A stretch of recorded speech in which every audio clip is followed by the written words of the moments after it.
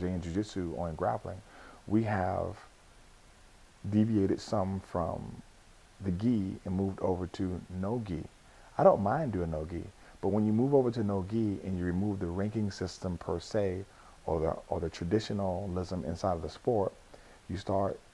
injecting some things that you could do in grappling that you can't necessarily do in Brazilian Jiu-jitsu, but because you're practicing grappling without the gi, a no-gi form of Jiu-jitsu per se, you start injecting foot locks into the game. And the guard in and of itself is a beautiful thing, and it's beautiful to learn. But when you inject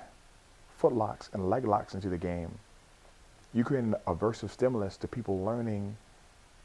as much of the guard as possible and fine-tuning their guard so that those foot locks don't become a problem as they advance. But when you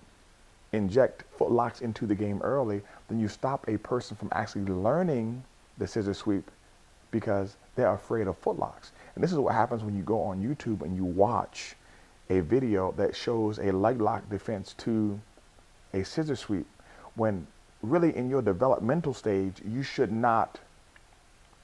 receive or watch such information at this particular time, because it's going to create a bias for you to do the move. So you actually hinder your ability to do a movement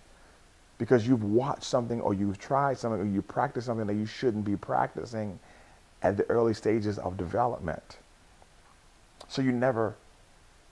go deep into the scissor sweep because you believe it doesn't work, or that it exposes your legs to leg locks, not knowing that when done properly and when done under the direction or in the context of